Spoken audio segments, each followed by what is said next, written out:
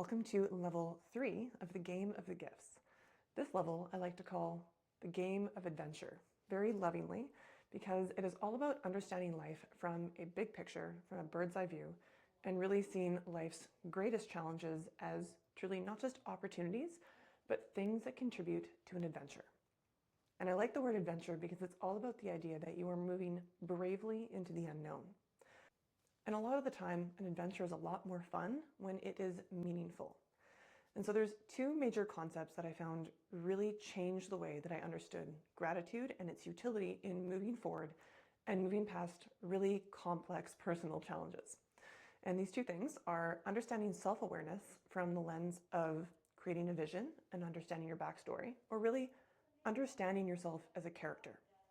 And then also using gratitude as a social lens and as a way to understand social dynamics, how we contribute to social dynamics, and a way to understand the behavior of others when before it has challenged us, perplexed us, made us sad.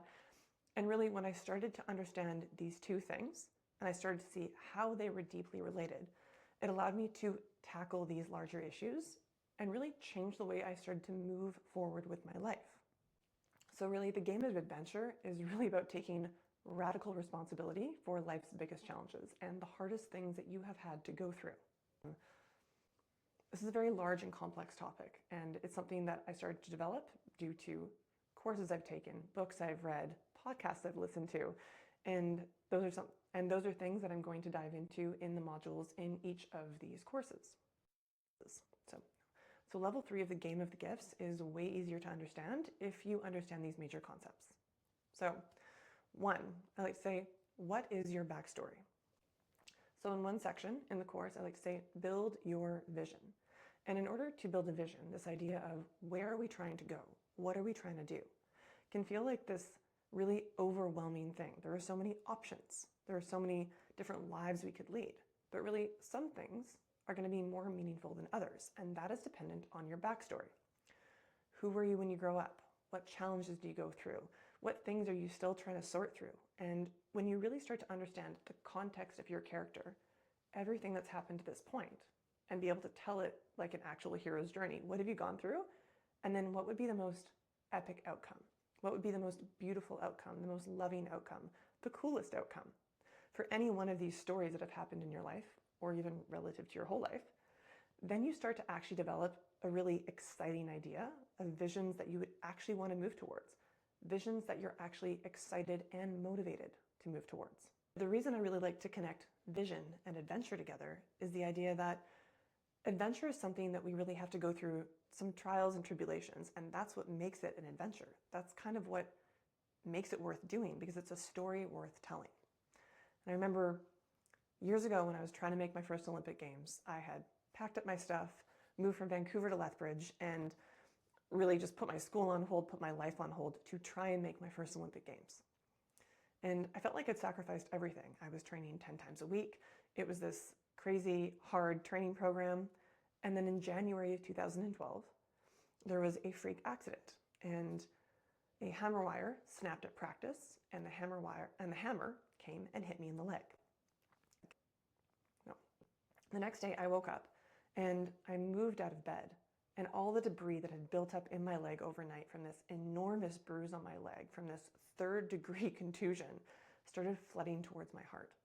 And I couldn't actually physically contract my muscles. So I crawled to the bathroom, I threw up, and I remember leaning over the toilet bowl and thinking, I did not move to the middle of nowhere to train this hard, to give up my whole life, to not make the Olympics. This is going to be a great story one day. I remember that was a moment where I really started to lean into the idea that challenges are adventures, and that adventures are really what make life worth living. So the second part of the Game of the Gifts, or the Game of Adventures, is really about understanding the other characters in the story. And gratitude is known to be a social bonding mechanism. And there's a lot of really deep sociological concepts that go along with the concept of gratitude. And the reason why I find this so incredibly important and related to vision and related to the idea of overcoming life's biggest obstacles is because most of the things that haunt us from our past, most of the things that bother us, most of the things that are often life's greatest challenges have to do with other people. And it's not something that we can control, like how we react to a traffic light or inanimate objects or personal challenges that have nothing to do with necessarily other people. This is a lot more about dealing with other conscious entities, and how well we do that often determines the quality of our life and the quality of our stress and how we move forward.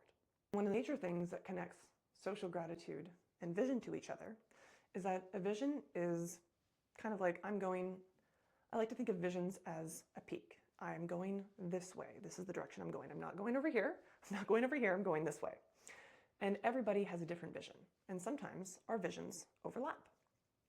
And a lot of the time, we often get upset with people because we think our vision and their vision are aligned. But realistically, they only line up to a certain degree.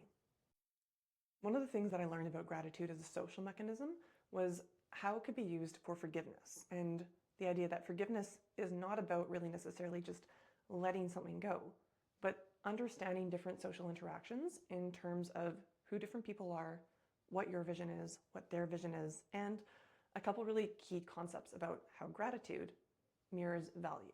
It lets us know where we're at with the other people and where our lives actually overlap, how we serve one another, and how we value each other's gifts.